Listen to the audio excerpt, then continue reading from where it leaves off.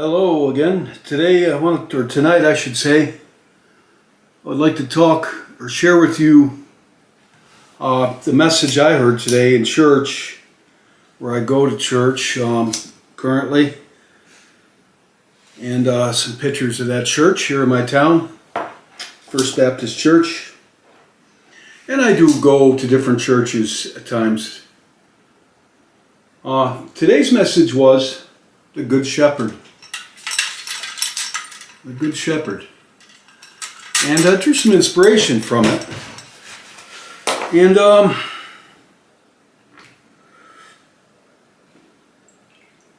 pastor started out talking about giving examples out of Ezekiel, I think 34:3, I'm not sure, but the Old Testament, with examples where God was upset that the shepherds that he put in charge as spiritual leaders, the shepherds, i.e. spiritual leaders, that he put in charge of his flock, and this time the Israelites, he was upset that they weren't good shepherds. They were misleading, totally misleading his flock. I mean, even grossly misleading their flock away from God. And he was not happy with that. And so not all shepherds are good shepherds, lo and behold. And God gives examples of that. And I looked up good shepherd, the term shepherd and good shepherd in the Bible, and there's so many references to it. And I couldn't use them all. I don't want to use them all. It wouldn't work.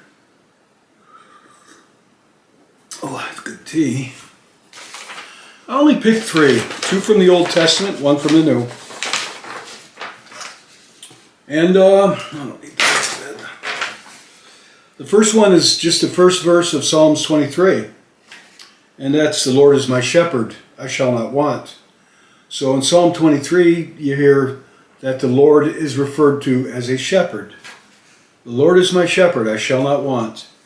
And then in Isaiah 40, verse 11, we get in Isaiah, I think for me it seems like it prophesizes about the coming of the Messiah, and it really describes the coming of Jesus Christ right on target. In Isaiah 40, verse 11, like a shepherd, he will tend his flock. In his arms he will gather the lambs and carry them in his bosom. He will gently lead the nursing ewes. And ewes, E-W-E-S, I take it that means a newborn lamb. So, Isaiah 40, like a shepherd, he will tend his flock. In his arms he will gather the lambs, and he will carry them in his bosom, and he will gently lead the nursing ewes. Sounds like a good shepherd, doesn't it? Somebody that actually cares deeply, loves his flock, and is committed. And then in John 10:11, Jesus Christ said, I am the good shepherd. The good shepherd lays down his life for the sheep. I am the good shepherd. The good shepherd lays down his life for the sheep. Yes. And how many times shepherd, somebody that, you're supposed to trust, somebody that you rely upon, and they're not reliable, they're not trustworthy, like a hired man. He's hired to look after the flock, but he doesn't love them, and he's not going to lay his life down for them. The first time trouble pops up, a wolf pops up, he's out, he'll say, I'm out of here. He's gone, out of here. And that's the end of that. That's not the good shepherd. Then there's spiritual leaders that were, then they referred to themselves as shepherds. Throughout the Old and New Testament, they refer to God's children often as sheep, the flock. But, in that place, in that time, and right up to current days, the sight and act of a shepherd tending to a flock of sheep was part of everyday life. everyday life, 7 days a week. Somebody was tending to the sheep and all. And I actually was in the Middle East back years ago, parachuted into a very remote area. And I actually, there wasn't anything, really, nothing violent going on. There was some things going on that were not good. But the country people that I encountered in this remote area in the Middle East by Kurdistan, they were shepherds. And I saw what their daily, 7 days a week, I had a machine gun position. I watched them all the time, and it's kind of a bad way to watch people, but they would come up and talk to me. We weren't going to engage them or anything. It wasn't like that. We were on good terms. And the young men would, and the men would tend to the flock all day long, all day. Or they'd go out in the morning and herd them out and just walk out into the pasture with them where they eat, graze, and then at sundown they'd bring them back in, and the small children and women would go work in the fields, spreading manure and stuff, and they kind of had dirty work, and but it was part of their life, and it still is probably in many places in the world, being a shepherd. So it's no wonder that they used the shepherd, a good shepherd, and sheep in a flock throughout the Bible to refer to, our spiritual leaders and the people that are supposed to be, leading us in the right direction and guiding us and preparing, helping us grow and such, and a good shepherd. And Jesus said he's a good shepherd. The good shepherd lays his life down for the flock. And so many people that you count on in life, and they act like you can count on them. It could be a member of your church. It could be somebody in your life, anybody, that turn out to be completely unreliable. The first minute hard times come, they're gone. That's not a good shepherd. You grow old, you grow sick, you put weight on, and somebody you thought you could count on in your life, poof, they're gone. The finances fall through, poof, they're gone. They meet somebody else, they're gone.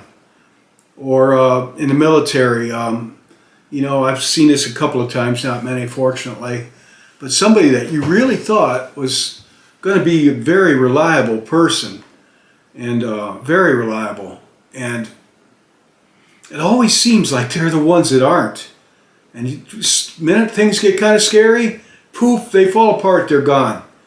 And I mean, in spiritual terms, when they talk about the Good Shepherd, that was Jesus Christ. And he talked about somebody you hired, a hired man that you pay to watch the flock isn't going to stick around in your life. And when it comes to us, we could sin, we could fall. We could make a mistake. And people in our life may leave us because we failed in our life. Somehow we fell. Maybe we did something bad. I don't know. And that's where you ask for forgiveness. But even up to that point, Jesus, the Good Shepherd, stays with us. When we sin, he doesn't leave us. Everybody in your life could walk out on you. Society could walk out on you. Your family could walk out on you. You know what I'm talking about. You may have had it going on at one point in your life and suddenly you don't. And then people you knew are gone. Anything you can think of. And Jesus the Good Shepherd is going to stay with you. He's going to stay with you. And he is the Good Shepherd. And he did lay his life down for you and for me. Just like he said in John 10:11, I am the Good Shepherd. The Good Shepherd lays down his life for the sheep. And there's a lot more verses that I could read, but I'm not going to.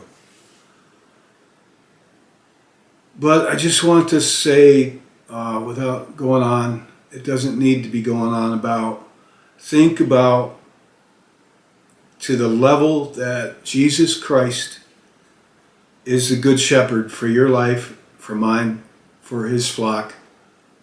Think about the way nobody else would stick around for you ever, the way he does.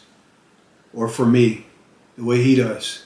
You'd be old and decrepit, in a nursing home, in a hospital, forgotten, tucked away, in these places that some of them are nothing more than just warehouses for people to go to die. Forgotten. He hasn't forgotten you.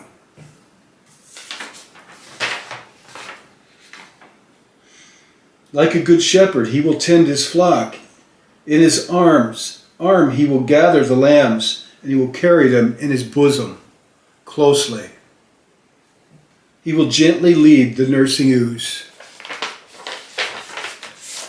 He's the good shepherd. And he won't let you down or me. And the whole world, and we may even let ourselves down. But hang on to him and hang on to his robe. And he won't let you or me down. And I think I don't think there's really anything more I can say about that. That's it. I can't add to that.